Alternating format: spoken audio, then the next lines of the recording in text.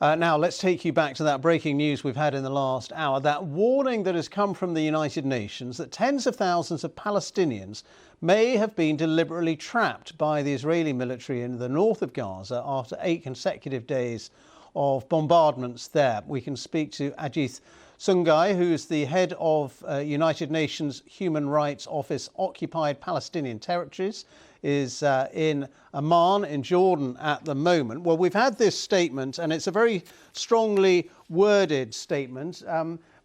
Just explain exactly what you think the Israeli military are trying to do in the north of Gaza. Well, thank you for having me. I mean, I think it's quite clear what the Israeli military is trying to do in the north of Gaza. First of all, there's absolutely, extreme difficulties in humanitarian entities accessing north of Gaza.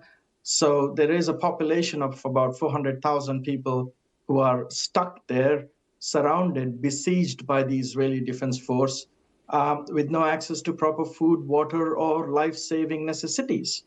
The Israeli Defense Force has asked people to evacuate from the north and move down to middle or the south of Gaza. Now, people don't want to move. One, because there is no safe place in Gaza. Even if they move down to middle Gaza and the south of Gaza, there is no guarantee of safety. And we have seen this. People in middle and south Gaza have also been struck and killed. Second, there's a major fear that if they leave the north, they'll never be able to return. And I think the Israelis do want them to move out of north of Gaza. So the statement from the UN Human Rights Office says the Israeli military appears to be cutting off North Gaza completely from the rest of the Gaza Strip. And it also says the UN Human Rights Office reminds Israel that the forcible transfer of the population of northern Gaza would amount to a war crime and may amount to other atrocity crimes. That's a pretty strongly worded warning to Israel, isn't it? It is a pretty strongly worded warning. It's not the first time we are putting this out, though. I mean, we are talking about an extremely grave human rights situation in Gaza. And this war has gone on for over a year. And there are terrible situations and grave human rights violations have been committed.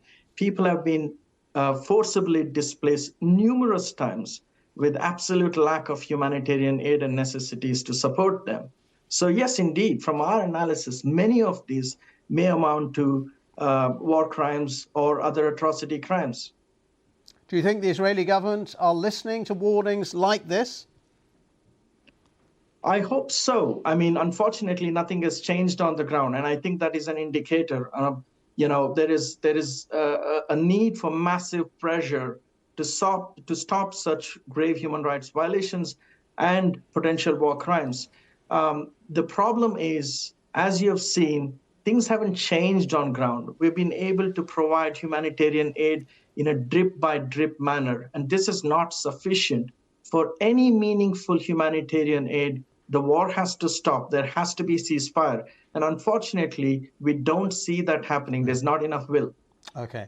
Thank you very much indeed for talking to us. That is Ajith Sunghay, who's head of the United Nations Human Rights Office, Occupied Palestinian Territories, speaking to us from Amman in Jordan. Thank you very much indeed for your time. You're watching BBC News. Do stay with us.